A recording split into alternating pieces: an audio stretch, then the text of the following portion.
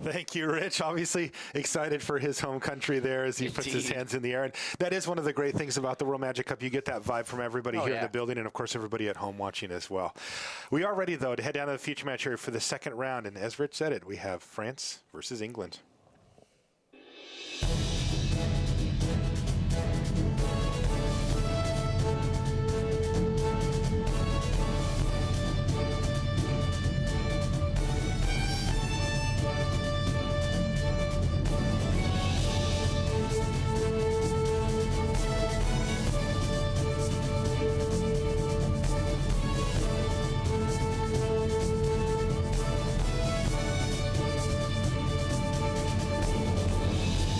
And welcome to coverage of the World Magic Cup. I'm Marshall Sutcliffe in the booth with Randy Bueller, and we are just about ready for round 2 action. We're still in team sealed mode here. We have England. You can see the team captain there from England, Fabrizio Anteri.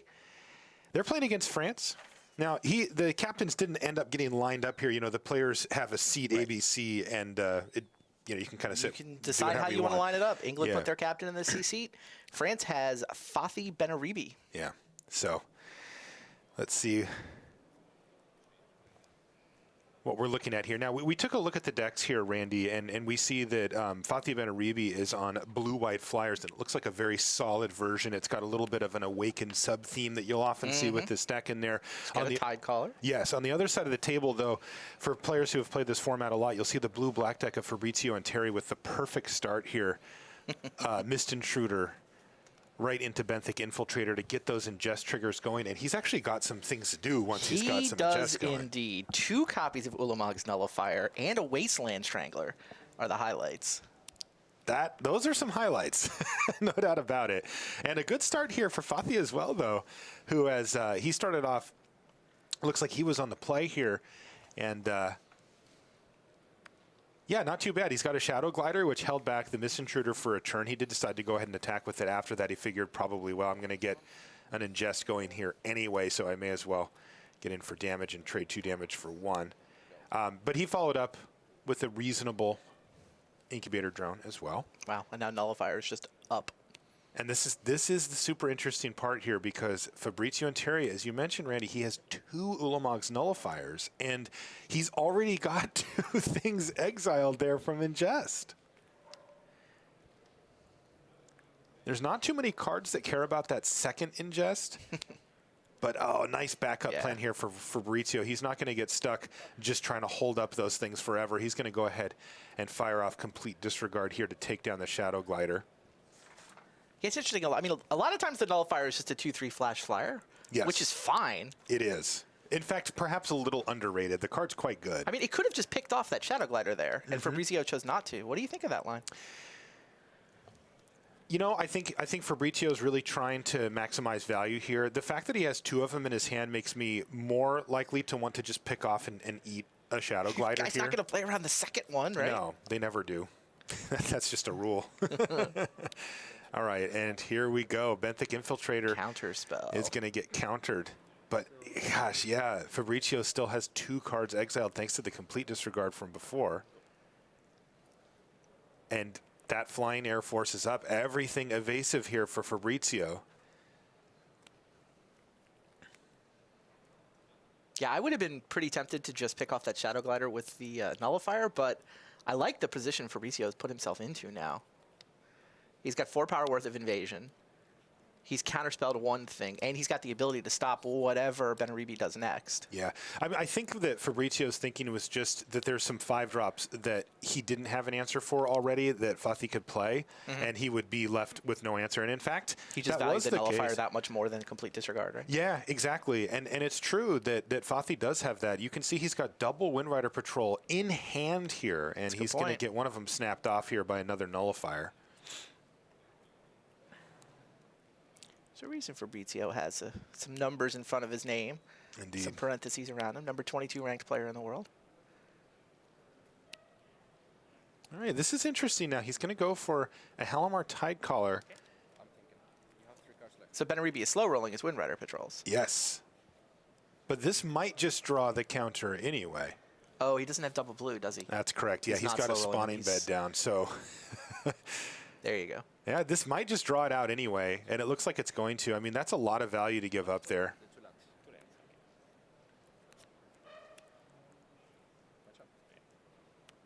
And countered it does get. All right, so again, Fabrizio looking to be in pretty good position here, but if Fatih can find that second blue and start slamming those Windrider patrols, he can get this thing back pretty quickly. In the meantime, take 6. This is a big turn for Fatih. It's a land. It's an island. Okay, that's a big deal. Spell Shrivel in hand for Anteri. God. Pretty brutal if you're sitting in Fatih. That is a lot of counter magic. Counter, counter, counter. This is just 3 turns in a row where he's counterspelled the best thing Benaribi's been able to do. That's correct. Fabrizio's thinking? Surely.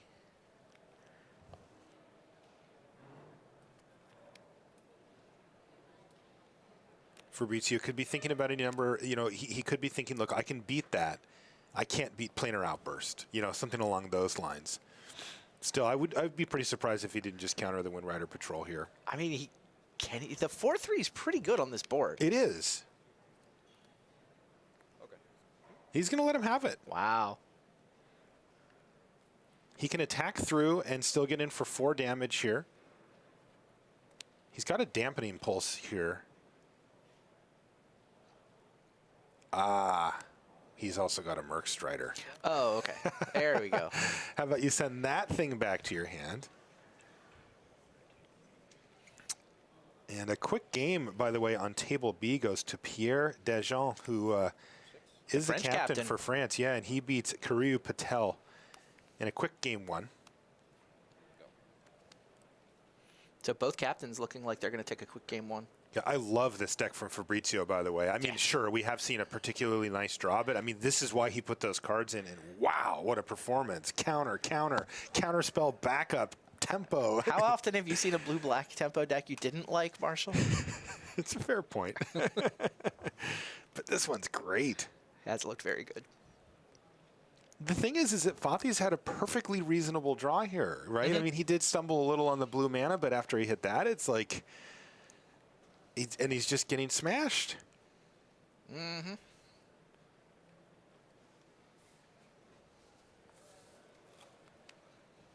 Fatih's down to 1 life. He's facing multiple evasive threats. And he's going to pass the turn back, leaving just the 2 mana.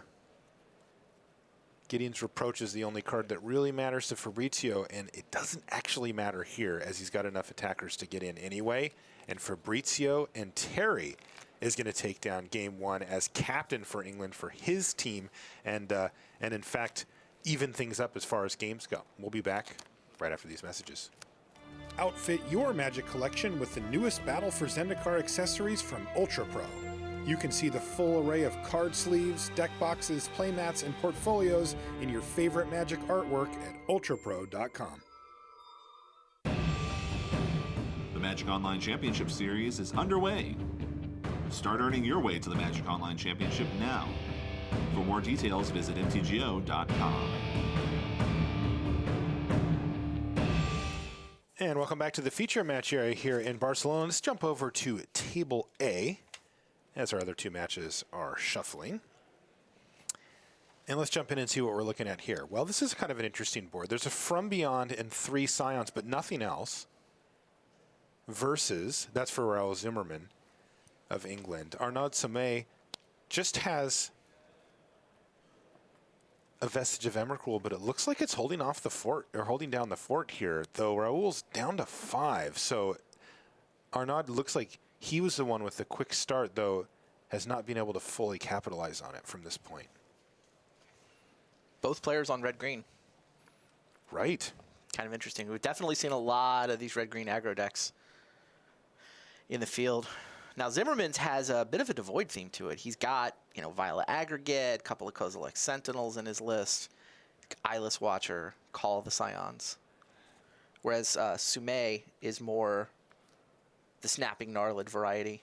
Oh, geez. Arnaud Sume has 2 copies of Rolling Thunder in his red-green deck. It's like 3 Snapping Gnarlids, 2 Rolling Thunders. I like it already. I don't care what the other 18 cards are. Yeah, I'm in. And here comes the 3/4 Trampler into the red zone. Raul's thinking about what he wants to do. He's got an outnumber in his hand that can do 3. It can't quite kill it, but he could block and use his outnumber here. Raul at 5. Wow, Raul has some top end in this deck, by the way.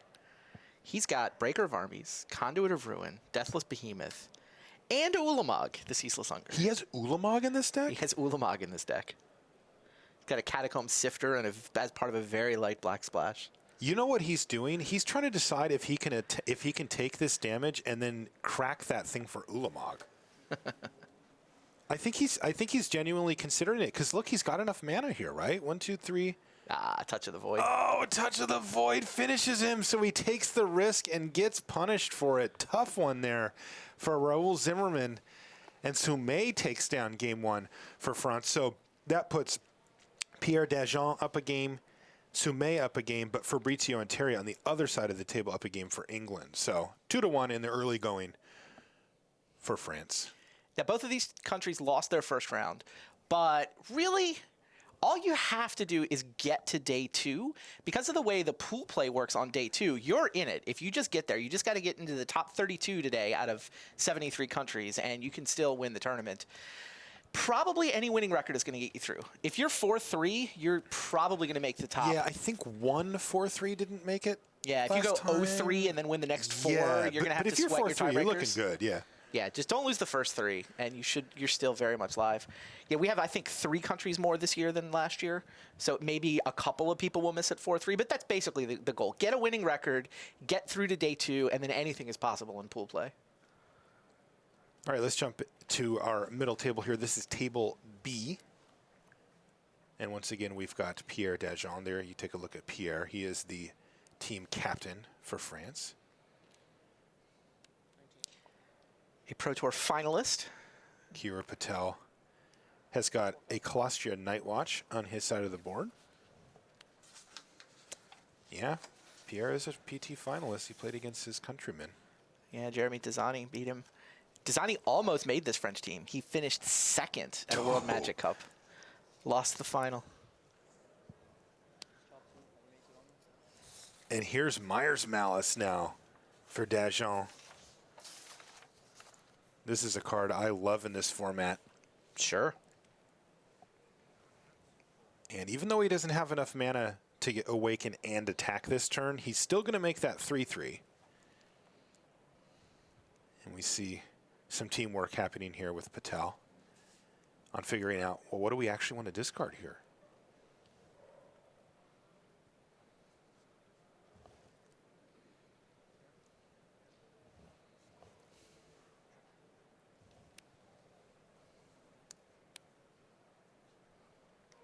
Pass the turn back. We are in the middle stages of this game, but the players look like they haven't really been able to get at each other's life totals. As coming into this turn, it was 20-19. It looks like it's going to be 19-16 now. And there's a Silent Skimmer as the follow-up for Patel.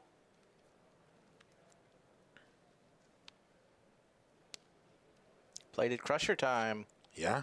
We've seen more of those here in just 2 rounds than I've seen in any GPs I've covered or anything for Limited here. Plated Crusher has kind of come out of the woodwork. You talked about it before, Randy, about how, you know, look, if you're booster drafting and you don't feel like drafting green, you can kind of avoid it. But here it's like, here, you know, here's 1/6 of your cards. They're green. Do something with these. Of course, the players were building earlier today. They've opened 12 booster packs of Battle for Zendikar and built 3 40-card decks from them. They also have to distribute the sideboard cards to a specific deck. They're not pooled together, so something that players will have to consider as well. England split black in their build. They have a black-white with some life gain synergies. They have a blue-black and then a red-green. Yeah, that makes a lot of sense. The black life gain deck wants very specific cards, and the rest it doesn't care about. Yep. France split green. They're on black-green, blue-white, and then red-green.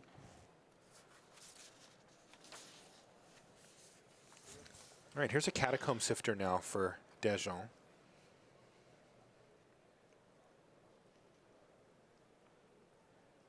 And he's going to line up some attacks here.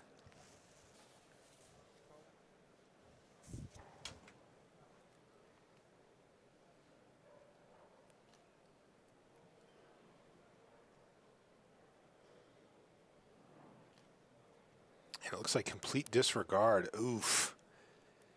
That's pretty nice. And he's going to go ahead and Fertile Thicket here, though. I'm assuming he doesn't actually want to get a land. It is a May ability. You just don't look, right?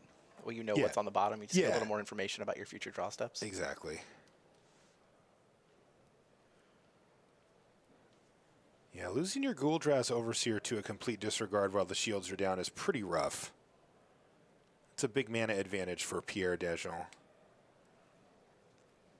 And he's just attacking in with the Plated Crusher, it looks like. Pilgrim's Eye's going to hang back. I got to say, the Crushers looked pretty good. True. I mean, its stats have never been bad. Mm-hmm. You know, it's not like you say, oh, 7/7. Wouldn't want to pay that for Hexproof. It's actually pretty good. It's just, you need to find the right deck for it. I think one of the other reasons that we don't see it too much in Booster Draft is just because it is somewhat replaceable by some of the colorless Eldrazi that any color have access to. Mm-hmm. But here you can give those colorless Eldrazi to the other decks. Yes. And the green deck gets the Crusher.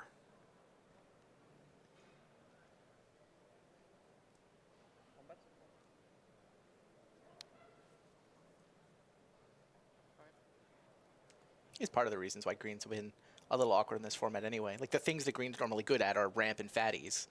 But you've got this Eldrazi block where lots of colors have access to ramp and fatties. All right, the 7/6 Crusher is going to hit the red zone. And he's got a follow-up play of Giant Menace. Hey, look, Broodhunter Worm in his hand, too. So he's got all the green middle guys. Yeah, it just looks like Pierre has just worked his way further and further ahead, just playing bigger things than what Patel's up to. Nothing fancy here for Pierre Dajon, but he's up a game, and Sure looks like France is going to be up a match. it does look like it, yeah. Best 2 out of 3 matches, of course. But England's going to have to win the other 2.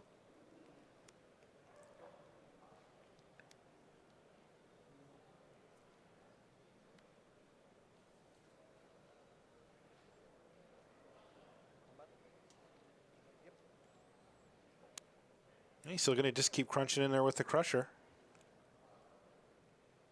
I think Dajon has just put him on Gideon's Reproach and doesn't want to attack with anything that can die to it. Could be. I mean, this attack forces certain blocks and will sort of clear the way later. Yeah, there it is, chump block, and Pierre's like, yeah. Guess who's coming in next turn? All of them. And that's going to do it. Patel draws his card for the turn, looks at the board, and says, you got me. So Pierre Dajon picks up game 1 with his Plated Crusher, with his Giant Mantis, and with his Broodhunter Worm. I mean, excuse me, the first match for France. So let's jump over to Table A. You can see our camera crew scurrying over there to get you those awesome shots. And let's jump in and see what Raoul Zimmerman versus Arnaud Sommet have going on here. So Sommet's got, what does he have here? He's got a Territorial Baloth, and he's got the Snappy Gnarlid there. Yeah, these decks start out at... He's way ahead. I was just going to stipulate, yeah, he's probably ahead on life total. He's way ahead. He's at 19-2 right now. We saw this last time where Sommet is the red-green aggro, and Zimmerman is red-green, but there's a black splash, and there's a whole bunch of Eldrazi hanging out. Up to and including Ulamog, who can be called from beyond.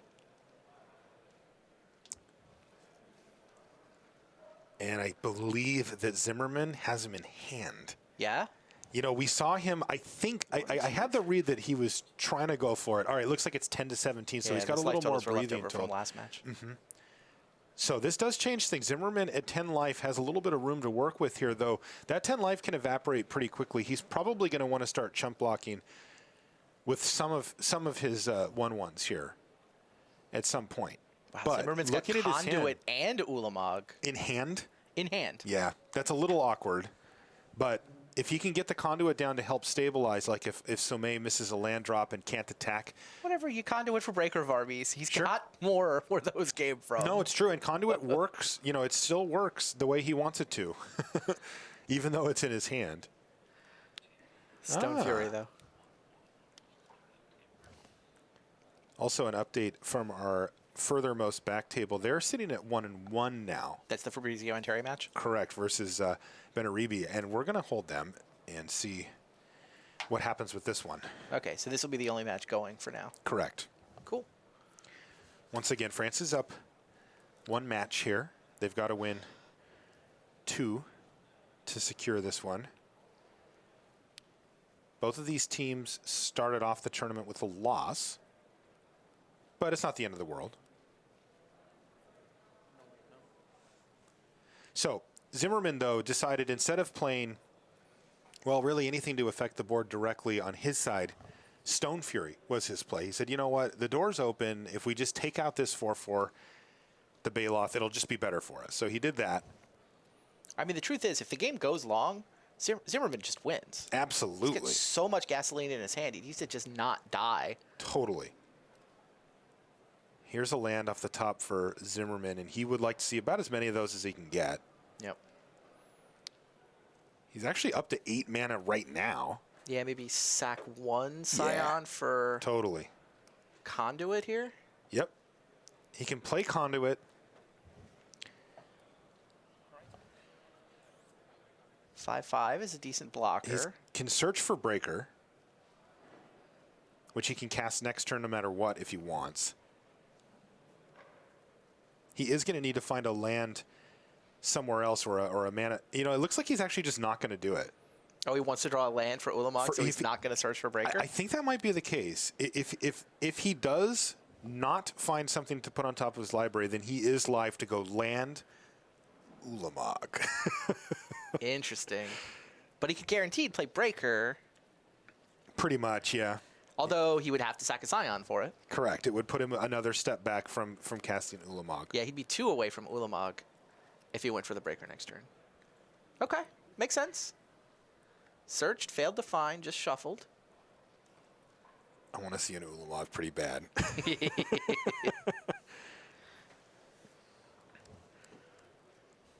Somei is up a game in his match. Turn here. against? Sumei's holding turn against. What? Oh, no. Are you sure you want to see that Ulamog? Yes. Yes. Now I really want to see it. Zimmerman's down to 8.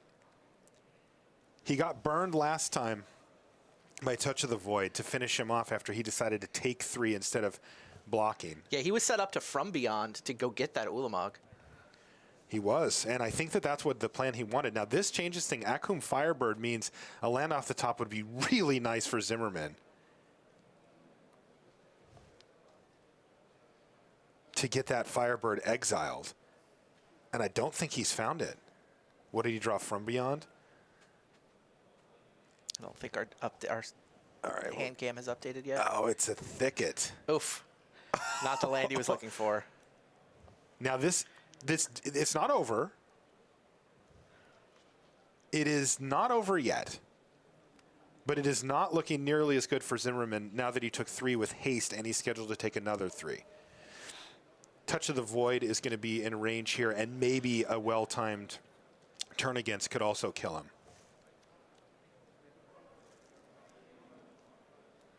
He is going to put a land on top for next turn. He is. And he's going to play a Grove Rumbler from his hand here.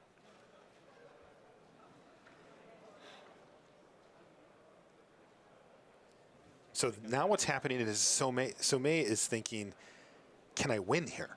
Right? He's got him down to a virtual 2. He just needs to get through for 2 extra damage using his turn against, or if he can find a burn spell like Touch of the Void, he can finish this thing off. If he does that, France wins the round. Looming Spires can get him to 1. Now, could he turn against here? That's what he's looking at now. That's the question. Is taking a blocker away and producing another lethal threat He winds up with enough? 4 ground attackers into 4 blockers, plus the Firebird, which is going to fly over. So it just forces a bunch of chumps. But you know what? That might be a thing, too. Right. Zimmerman has to be wondering what's going on here because, Sommet has to be wondering what's going on. After the Conduit of Ruin got past, and failed to find. He looked like you could tell he was thinking, do I actually want to search? But it was clear he could. Almost has to be Ulamog, right? Yeah, and he's just going to steal the Rumbler and play a land. Yep. Which is going to make it a Looming Spire. 6/6 if he targets it, at least a 5/5 with trample. So that's going to have to get blocked by the Conduit. And then it's going to be chump, chump, chump. Yeah, killing those Scions has value here, too. I mean, Huge. if you're Arnaud Sommet, you know something's coming. Like, Zimmerman has been building up. He played Conduit. Yeah. He's preserving his Scions. He's still putting land on top of his library, is even game. though he's got access to all of it. He's not going to win this turn, but he's effectively going to set Zimmerman back 4 mana here. The Conduit of Ruin's going to be gone, and the 2 Scions are going to be gone. Yeah, this is a solid, aggressive play. I like this from Sommet. He made sure that everything looked right, but it can be so tempting to try to use turn against as a 2-for-1 in combat, but there's so many times when it's more correct to just steal your creature on your turn and get in with the thing. Yeah, this has not worked out well for Zimmerman. I mean, he was going to untap and play Ulamog. Like, he was there, and now all of a sudden he has to chump block multiple times. He's still going down to 2 life here. Man, if that Fertile Thicket had come into play untapped, Yep. would have played Ulamog last turn. Of course, there's probably still a crazy turning against and attacking with Ulamog is probably not going to be good for Raoul Zimmerman. Yeah, it's really tough. That was both of the games that we saw. Zimmerman was untapping and playing Ulamog one way or the other. Yep.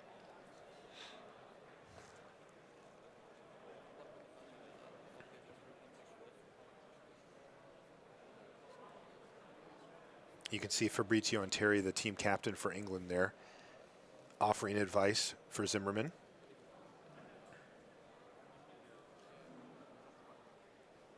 This is potentially for the round as well, so this doesn't work though. Yeah, that thing has trample. Yeah, okay, so Grove Rumbler has trampler, and that does it. So France takes down this round against England and moves to 1-1, knocking England down to 0-2. So really tough start for England here. They're going to have to start rattling off wins if they're going to make a similar run to what they did last year. Indeed. Yeah, Yeah, they it's going to be finished. tough. They made it to Sunday last year. They did. With Fabrizio as well as their captain. He was there that time too. Welcome back to the booth. That's Randy Buehler and Marshall Sutcliffe, and we hope you're enjoying our coverage of the World Magic Cup here from Barcelona. I know that Richard Hagen is ready at the news desk. Oh, you know what? I know he's not ready at the news desk. So let's just hang out here for a few minutes. We've got one more round to cover here of Team Sealed before we switch over to Team Unified Standard. We'll be getting you updated on all that and how it works, at the news desk. Rich has got some stuff ready for that, but we get to savor one more round of this awesome Team Sealed format, and it's great, right? I mean, again, I saw we had Ulamog like this close to being cast both games, and that would have been pretty awesome. But even though it didn't happen, I'm still kind of like, it's okay, right? Like watching it is like, those are some good plays to turn against. That kind of stuff is nice. Yeah, I think Team Seal's great. Team Unified Standard is going to be awesome this afternoon, too. We even have Frank Karsten running the numbers. Oh, we hired him to run the numbers. I can't do any better than that, right? No. I'm very eager to see what people actually do with this Unified Standard field. Like, the fact that you only have 20 fetch lands to deal out between 3 decks just means every deck is kind of making mana-based concessions, and how do you line things up? I'm looking forward to that, too. Yeah. I did see a few fetch lands in the Team Sealed, by the way. My favorite, so I was watching Denmark, and they clearly had play tested the format. Denmark, when they went to build the decks, Martin Deng was not allowed to touch the cards. They had everybody else pick Wait, up you mean like they wouldn't let him build? they wouldn't let him, they decided he's really bad at opening boosters. He never opens anything good. So they're like, you're not even opening boosters in here. It's like it's stacked, it's stamped 'Cause they're cards, marked, and it's yeah. one thing. But everybody else picked up a third and started sorting them, and Martin is just like sitting back in his chair, was not allowed to touch the cards. He never opens anything good. That was the result of their playtesting. It was... Poor Martin. He doesn't get to open the packs. No longer allowed to open packs. Apparently, he can't be there. Tried that. That's playtesting teaches you these things. Deep strategy here at the World Magic Cup. You can see that when you put these teams into one room together to test for a while, some weird things happen. But they also tend to bond and grow together, as a team. Of course. And you get to tease them a little bit too as part of that. You mentioned the Fetchlands, though. Team Denmark did in fact open a Bloodstained Mire expedition. So. Yeah. So take that. They got that going Team for 'em. Denmark. All right. Well, Richard Hagan is now ready at the news desk. Let's send it over to him. It's true. I was ready before, but I was hyperventilating because this is a real shock. Congratulations, Turkey. Turkey have defeated Japan in round 2. So the super team of Yuya Watanabe, Kenji Samura, Ryoichi Tamada, and Soyuz Yu they're at 1-1 now, and Turkey advanced to 2-0. Also 2-0 are Team Brazil, Palavida Dama de Rosa. They had a tough one against Nam Sung Wook and the guys from South Korea. Singapore are up to 2-0 against the Team BDM. I know you have a lot of time for, and I agree, Italy. They're now down to 1-1. Thailand at 2-0. Virapat Cyrila Vorakal, the captain there. And they've defeated Paul Jackson and Joseph Sklazuro in the Australian team. Australia now at 1-1. Plenty more results as they come in. I actually got to watch a pretty good match. I don't know if there was Slip is in because we were interviewing them, but two-time world champion Shahar Shenhar and the Israeli team against reigning World Magic Cup champions Denmark. Wow. And Denmark is 2-0. Although Martin Mueller was a little glum about it because he's like, I don't know if I'm ever going to get to finish one of my matches. My two teammates. Is he like a blue-white controller and everyone else is aggro? My two teammates just keep winning. Now, he's got like the green-black. Okay. He had like the go-wide deck, and he would get locked into these kind of go-wide mirrors. Sure. Right. The grindy rock deck. Yeah. Well, nice problem to have. Yeah, it's like, I just want to win a match. Meanwhile, he's 2-0. Indeed. Well, welcome back to the news desk. One more round of Team Limited today. 3 more rounds of that tomorrow for the top 32 when it will be pool play. But right now, you're just playing against people on the same record as your own country. So at 2-0, you'll face another 2-0. If you're at 0-2, it'll be another team that's looking for their first win. Even if you go 0-3, you're not out the door because Team Unified Standard comes up this afternoon. 4 wins there might sneak you up far enough to get into the top 32. It's going to be a really tight rung on the 4 and 3s at the end. So, part 2 of our sealed build, we had a chance during some of the round to pare down our cards. Hope you've been doing the same, following along at home. Lots of ways to interact with us. Use the hashtag at MTGWMC, Magic the Gathering World Magic Cup. Easy enough. So let us know what 3 decks you've been building at home with your friends. I want to say hello to Buddy Clark, by the way, a guy that got a chance to meet at Grand Prix Seattle, and he said every single Pro Tour for the last 5+ years, I and my buddies take Friday off work and we great. all get together to make sure we see every minute of every Pro Tour That's with awesome. you. So, Buddy, thanks for being there with us on Friday, and thanks to all of you for being part of the show. So, gentlemen, the 3, well, they're not decks yet, but the 3 sort of archetypes we've looked at: black-white allies, blue-red devoid, good blue-white cards that didn't fit anywhere else and were the only other option.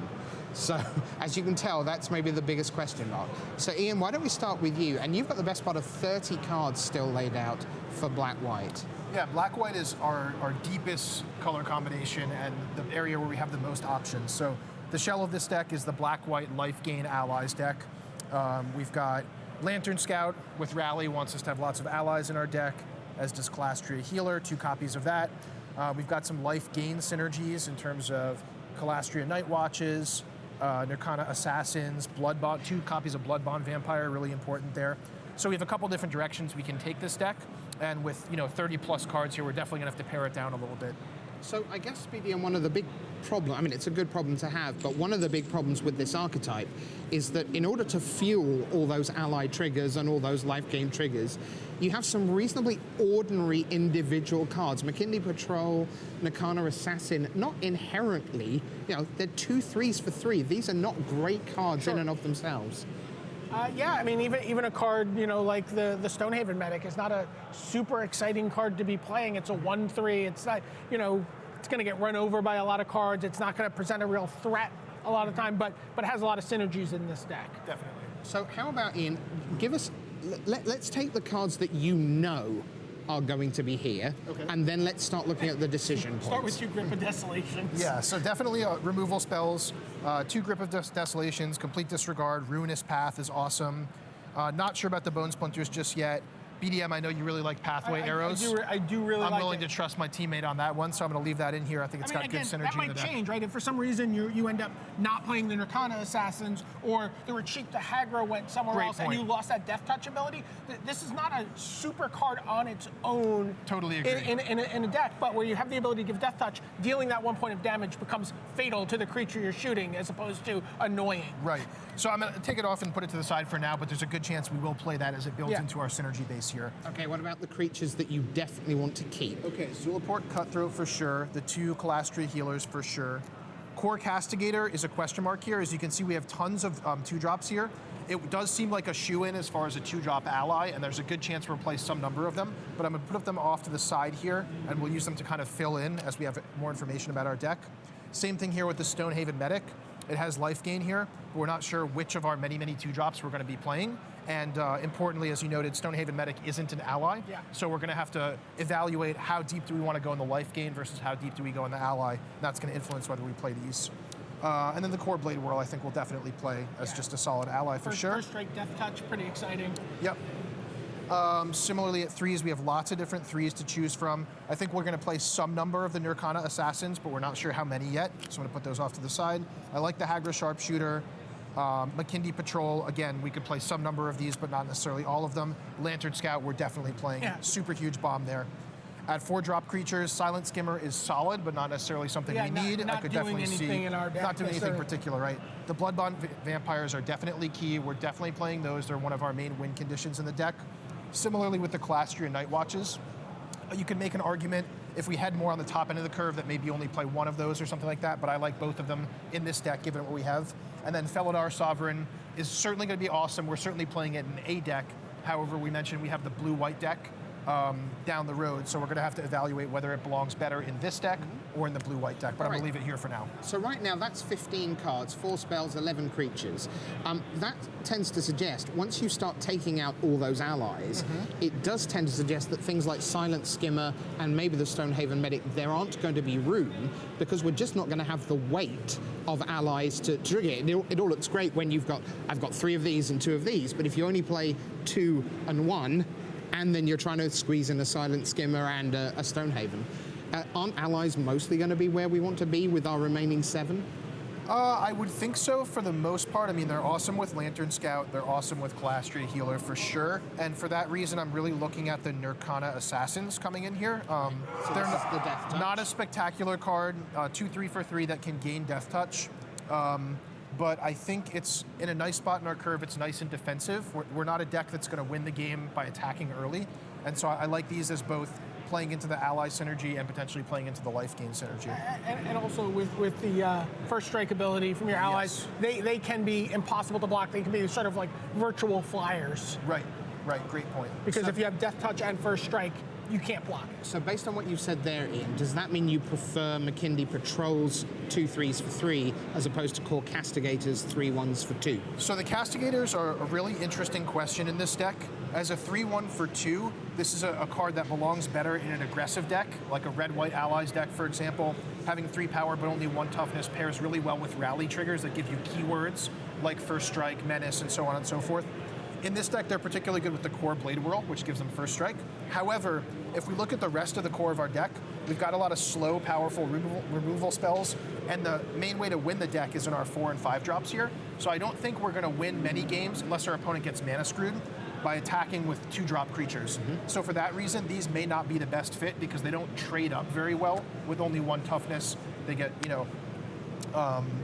they're easy to block and stop for sure. So if you take those out again, what are you most interested in adding back in? So I personally am interested in some number of Stonehaven medics, and the reason for that is they allow us to trigger our life gain bonuses at instant speed, which is really, really important with Nirkana Assassin now becomes an awesome blocker, and Calastria Nightwatch also becomes an awesome blocker.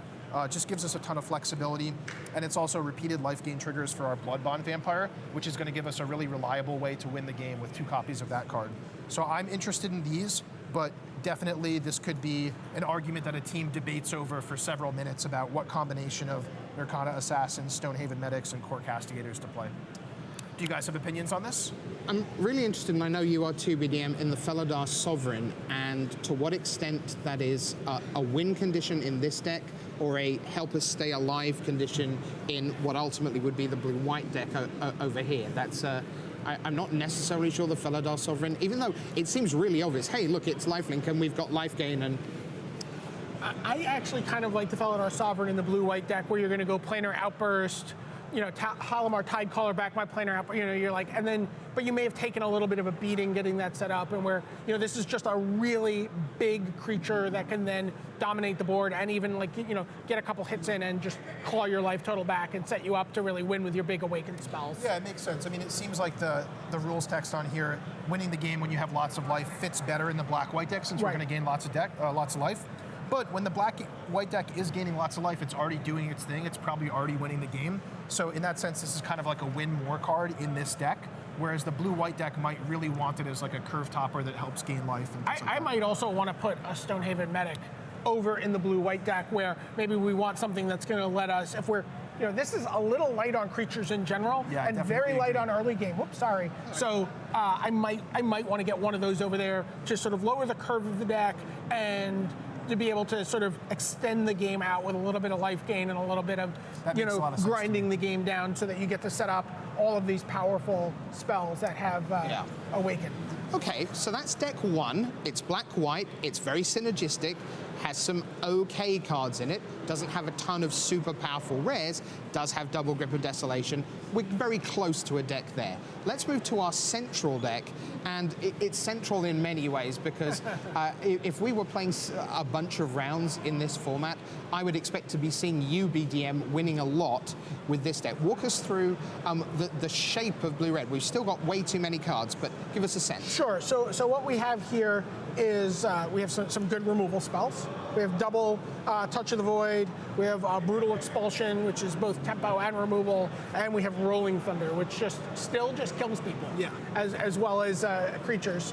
And then we have Nettle Drones, which are huge here. We have a powerful rare at the top end in terms of Drowner of Hope, which lets us just really control the board, maybe swing through for a big, Ruination Guide, powered, devoid attack. We've got the Oracles, we've got 2 Barrage Tyrants. So we have like 3 or 4 different ways at the top of our curve to end the game. We have Rolling Thunder, we have Drowner of Hope, and we have Barrage Tyrant, where we can just be like, okay, we've got this board, we've been whittling you down with the Nettle Drone, and now we're just going to finish it off. But this is 27 cards. I mean, I think, there's some cards in here we don't necessarily want. Salvage Drones can go. Salvage Drones can go. I don't necessarily like Pathway Arrows in here, although it can be kind of interesting. Oh yeah, that is interesting, the Nettle Drones. If need be, and maybe a Spell Shrivel would be my first instinct for cuts. What do you think of Mist Intruder in this deck? I don't hate Mist Intruder in this deck. I haven't, it's the same thing as, feel very similar to the Benthic Infiltrators. We don't have that payoff here for our, for the ingesting, but the evasion. They get a bonus with Ruination And they get a bonus for Ruination Guide, as I was saying. If you add up all the little synergies with Ruination Guide, Nettle Drones, Molten Nursery, if we play that. Vile Aggregate. If we play Vile Aggregate, we maybe play 1 or 2. Right, we do the Oracle of Dust. Right now, like if we cut these 4 cards, so the argument could be that we bring this in and 1 Oracle out. That seems fine because we're not. It is just a vanilla 3/5 also synergy mostly. with outnumber too. The more small creatures we play, the better outnumber gets. But I am very excited in general by this deck. I don't know what, we have a couple of unplayed red cards. Yeah, so they're your 6 allies, basically 3 Reckless Cohort, double Shadowskull Recruit, and the Firemantle Mage. Now, arguably, Firemantle Mage as a singleton that just says, for this turn and this turn only, you've got half as many blockers as you thought you had. Is quite interesting. It is interesting, especially we have some high power creatures here like Barrage Tyrant and Nettle Drone hits pretty hard if it gets through. So there's actually a couple of cards here in the traditional colorless pile that I'm interested in. First of all, I'm interested in, we don't have a deck for Kozilek's Channeler right now. Which can't be right. I mean, there has to be a deck. I mean, it can be right, but... Can it? I mean, sure. I mean, I could see it in that deck if you need more creatures, although you have a lot at 5. But you do have a lot of mana intensive spells. It's most at home in the blue-white deck, but the blue-white deck has so many 5-drops right now that it's really hard to fit in there. I think it's fine in this deck. Also have the sort of the synergy of Channeler, Rolling Thunder. I tell you what, why don't the two of you have a little think and try and finalize red-blue? By the other card is Titan's Presence is a card I really like in this deck as well. Okay, so you fiddle about with that. We're going to go back to the floor because BDM again has been out. He's already mentioned a terrific match between Denmark and Israel, and one of the key players in that match was Martin Mueller of Denmark. So why don't we hear from him right now? I am here with last year's World Magic Cup team captain and World Magic Cup champion, Martin Mueller. Martin, you're back on the team this year, but you had to go through the qualifier system. You had to go through the World Magic Cup qualifiers to get there. What's your year in Magic been like? Yeah, this year has been really, really good since the last World Magic Cup. First of all, we won it kind of we didn't expect that at all. And then after that, I had 2 GP top 8s and a PT top 8, so it's been insane year. By the way, that is very excited tone for Martin. I don't know if it translates fully, but he is super excited about those 2 GP top 8s and the PT top 8.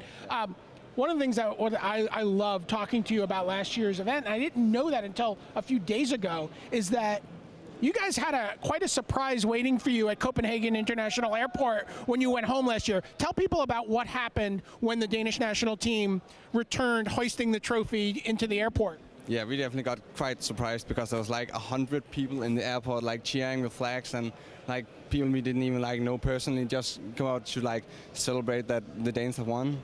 And that was really unexpected and really was a huge surprise because they didn't play in the tournament at all, but they cared so much anyway, so that was really, really great.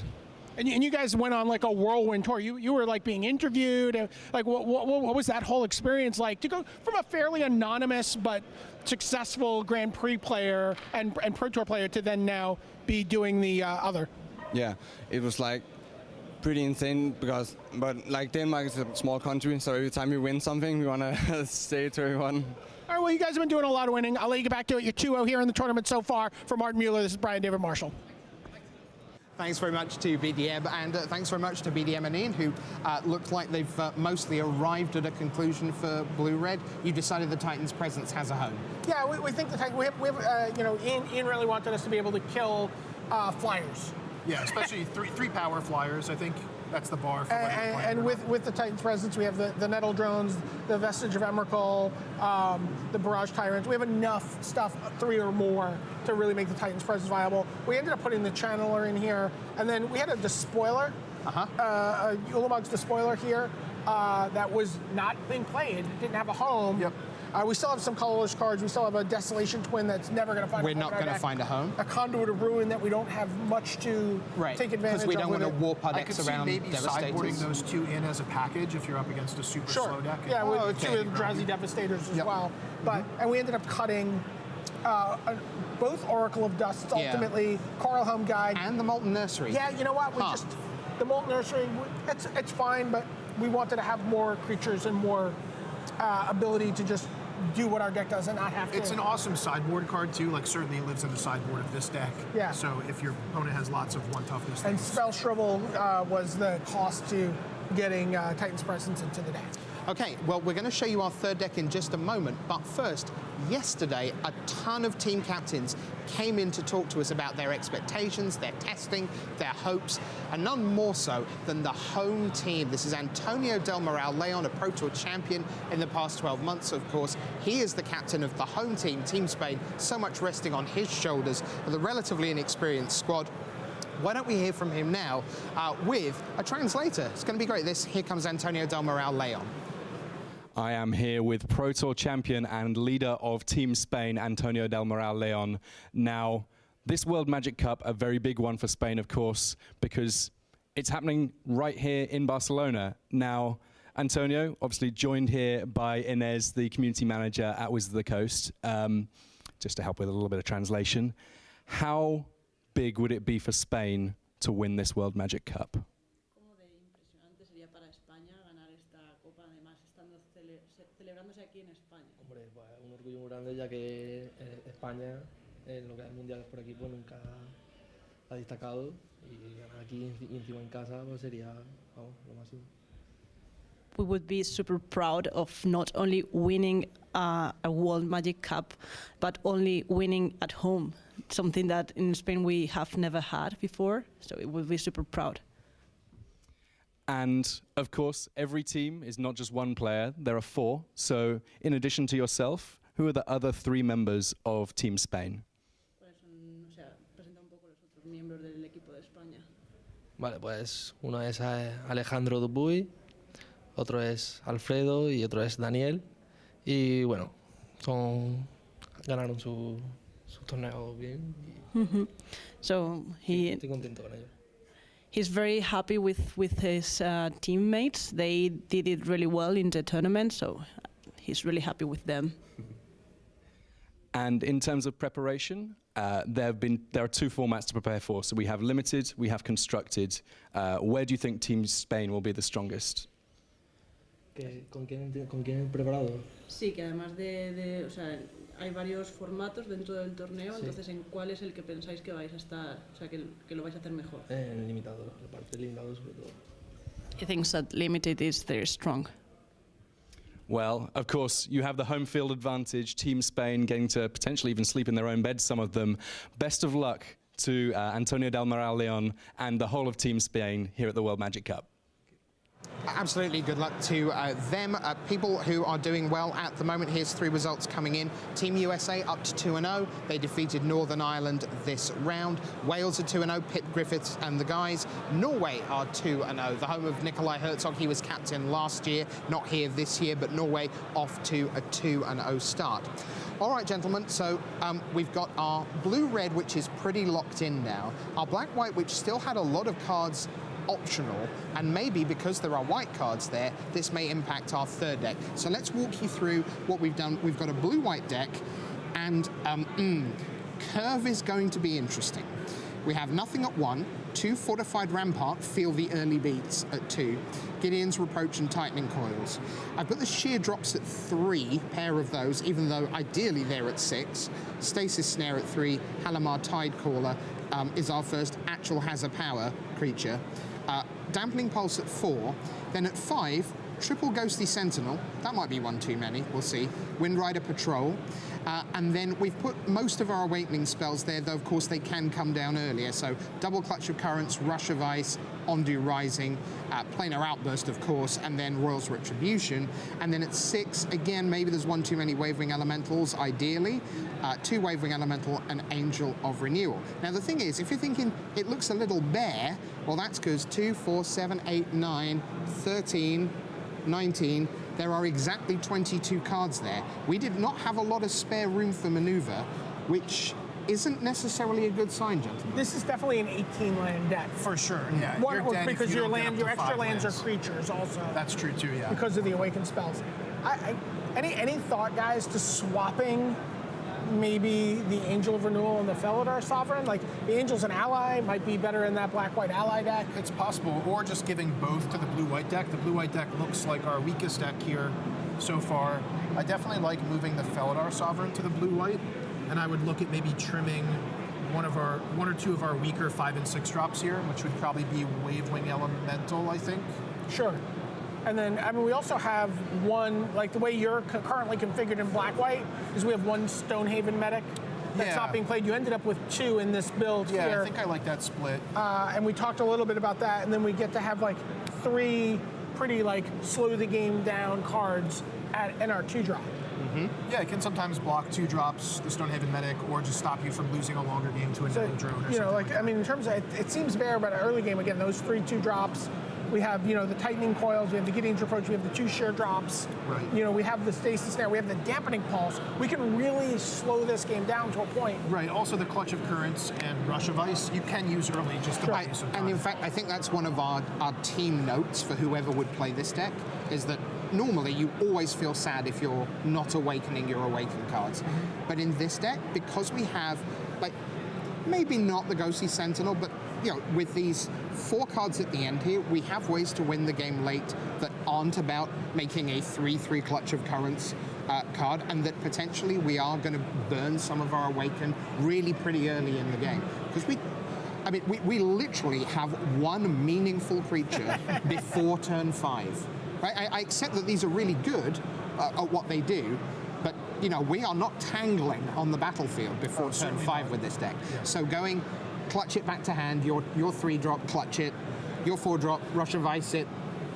This seems a perfectly acceptable play. I actually wonder if the blue-white deck is the deck that wants the Spell Shrivel, just so it has something reactive to do on the early turns to slow the game down.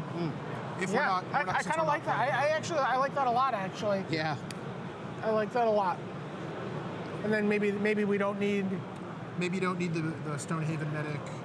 Yeah, or maybe you trim like the second Wavewing Elemental or something like that. Or Wavewing Elemental. Yeah, I mean, it's just we have so many other strong things to do with our mana that. And again, it doesn't look like a ton of creatures, but clutch, rush, Ondu Rising, sheer drop, end up filling in our curve. So we can actually afford to lose something up here. Yeah. Because we have more creatures in our spells. I want to take us in a new direction, not in terms of the deck, but we've already cut 1 Waving Elemental. We're talking about maybe cutting a second. I want to start talking a little bit about sideboarding. Sure. Because BDM, you've done plenty of these exercises. It is becoming increasingly clear that because it is this semi kind of meta game, super sealed, super draft, mini constructed, that maybe flyers are going down in value because any team that has a green deck has access to Plummet, has access to Giant Mantis. Like, I've blanked multiple blue-white decks by going, here's 3 Giant Mantis. Well done, Shadow Glider deck. Yeah. That looks really super because it's got all these 2/2 flyers and 3/2 flyers and even 3/4 flyers, and they just sit staring at a 2/4 reach. So how important do you think sideboarding is going to be this morning and indeed tomorrow? I think very important. I think that the teams that have really spent a fair amount of time thinking about their sideboard, thinking about, you know, these kind of like known metagame, you know, the known metagame of what the decks you're likely to face are. And, you know, Blue-White Flyers is certainly a deck that people are thinking about their plummets. You know, it could very well be that if we're not playing Wavewing Elementals here, that I'm playing them in the sideboard here, so that I have something to like, oh no, you know, I'm under the gun here from Flyers, that I have something that I can play. I can kill one, do this, and then hide behind an elemental, you know, play an elemental. Right, and likewise, we looked at the big Eldrazi, since they're colorless, in the blue-red deck, but it may actually be the blue-white deck that has the best chance of casting, like, Desolation Twin, And for example. Conduit of Ruin might be a fine card so I in was that deck, looking at just for the cost reduction. Conduit of Ruin and Desolation Twin could be a sideboard package that the blue-white deck brings in against a slower Converge deck or another blue-white deck, just as a way to kind of hammer it home. Well, we are down the home stretch of building R3. We're going to try and finalize those. While we do, we're going to send you off to another player interview. And we said one of the big shocks in this round was Turkey defeating Japan, an absolute superstar lineup. But you know, Japan have yet to make day 2 in the World Magic Cup. This is the 4th go-round. Let's see if they can make it this time. They're at 1-1 right now. We're going to hear now from Yuya Watanabe. I'm here with Yuya Watanabe, captain of a very powerful Team Japan this year. Yuya, tell us the other 3 members of Team Japan for the World Magic Cup this year.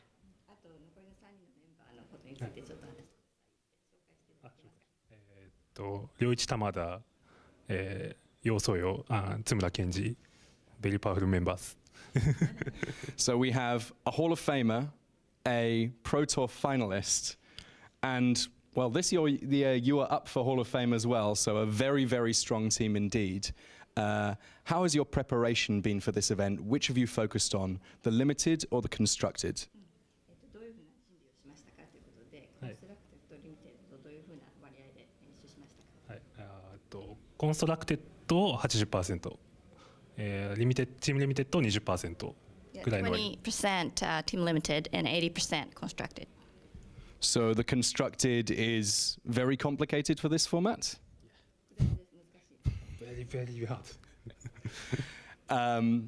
Now, in terms of your team, Team Japan already has won 2 team titles in the past. And this is an opportunity to be one of only 3 teams to ever win more than one, and you could get up to 3. What are your hopes for this tournament? このイベントに対する抱負を教えてください。今度勝ったら3度目のチームタイトルになりますが、世界の。そうまあベストを尽くしてトロフィーを持って帰りたいと思います。Try my best and then bring back the trophy to Japan. So even though Japan has already won 2 titles, it would still be very important to win a further team title for Japan. 2回も勝ってますが、3つ勝つっていうことはやっぱり意味がありますか。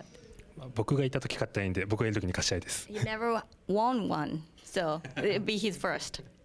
The first victory for Yuya Watanabe out of, this is your 4th time as the team captain, is that correct? Yeah. And of course, Team Japan in great shape, so best of luck to all of you here at the World Magic Cup in Barcelona.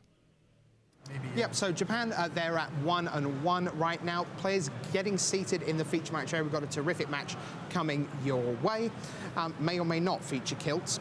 And we're here, we've built our 3 decks. What have we learned? We've got a black-white, predominantly allies with lots of life gain theme. We've got blue-red devoid that is not ingest, it's devoid. Yeah, and in fact, I know we're set here, but at the last minute, I kind of want to cut Mist Intruder and put an Oracle of an Oracle of Dust back in. Yeah, my blessing on that. Yeah. I'm not a big Mist Intruder fan. I want to cut this. I want to put an Oracle of Dust here, and it just again, I think this is not a card that's going to get me to the long game, and I think if we get to the long game with 2 Barrage Tyrants, Rolling Thunder, and all these cards, we're going to be in great shape. And I don't, with 2 Big Infiltrators, I'm not worried about the ingest from the Mist Intruder. Sure, and then our 3rd deck is the blue-white, which, if I was watching the matches back, I'd quite happily tune in at about turn 7 and feel really good about our chances.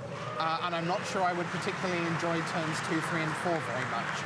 Especially looking at all these red-black aggro and green-red landfall. We got a little decks bit of a out curve here. You go like turn 2 Rampart, turn 3 Spell Shrivel, turn 4 Sheer Drop, their attacker or something like that. Tightening Coils also, like blocking down a creature. I like this deck You a lot. people are very optimistic. I'm like, I would expect to lose a lot with that deck. Yeah, this is the weakest of our decks for sure. Right, okay. But it could line up very well against certain other decks. If you're up against another slow deck, and it's got the tools. I think the planar outburst is huge here.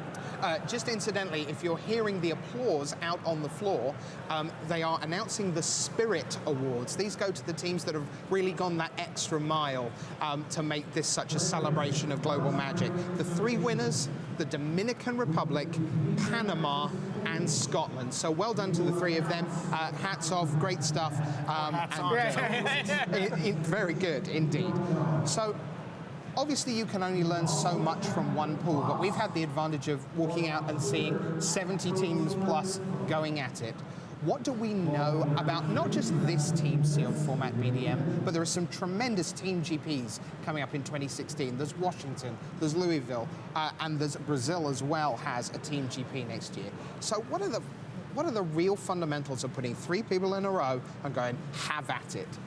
I think it's a little bit about like not being greedy, right? There's always, you see a lot of teams where someone's like, I want all these good cards for me, but it's about finding the synergies. I think the black-white deck, is an example of that. It's like where we're really like, look at all this life gain we have, look at this ability to Death Touch. There's cards in here, Pathway Arrows, that maybe you would not normally play in a main deck, but because you have the ability to go, okay, I know that I can get Death Touch this often reliably, and then we have this life gain theme, so then we're going to play you start to find those synergies and find the decks that are going to let you have 3 balanced your best 3 decks. You know, the idea of giving up maybe the Felidar Sovereign from the late game deck so that the blue-white deck can shore it up. And you know, this is the team GPs that you're talking about specifically. That's such a great opportunity to qualify with your friends for the Pro Tour. And so like it really, you really want to get into that spirit of team building and team GPs are like the most fun Magic event there is. So if you have the opportunity to go to one, definitely go. They're a blast. You have the opportunity to go to 3, go to all 3. Yeah, and I think one of the best things about them is that because there are no buys, if you go to a regular GP and you have this dream that you might get paired against Palavida Rosa or Louis Scott Vargas or a Conley Woods, well, first of all, you have to win 3 games of Magic. Yeah. And then you hope to get paired against them in round 4. Team GPs, you sit down in round 1 and it could be anyone. We just warmed them up and now you're scaring them off. No, that's what everyone wants, right? That's the dream, because you get, and the thing is, you don't just generally get one Hall of Famer, you get Eric Froelich and Louis Scott Vargas and Paul Cheon, or it's Rietzel and Sperling and Williams. It's a phenomenal sets of teams at those events. They're just great. And the opportunity to watch those players in action, even if you're knocked out, but to watch the great teams play, there's so many opportunities to learn. From an inside R&D perspective, Ian, how good is BFZ for Team Sealed? It feels like there are so many big synergies built into the set that it's fantastic. That because often, if you, particularly with a core set, for example, sometimes you're just sort of piling some good cards, but this feels like really synergistic and great. Yeah, Battle for Zendikar is a really synergistic set, which means it lends itself really well toward Team Sealed. One of the things we were conscious of in R&D is that because the synergies are so strong, there's so many different things to do, that the format would suffer a little bit in Sealed deck because sometimes you just might not get all the tools you need to build one of those sort of linear synergy decks, whereas in Draft you often can. But in Team Sealed in particular, you definitely have the tools to put together a lot of different archetypes, so it's really a lot of fun. Great stuff. Well, hope you've enjoyed that and hope you've been playing along at home. Use the hashtag MTGWMC to let us know what 3 decks you built with your 12 boosters. But right now, we get to see 2 more on camera. It is time at 1-1 for the Austrians led by Valentin Mackel, and they are up against Team Scotland. Here comes round 3 right now.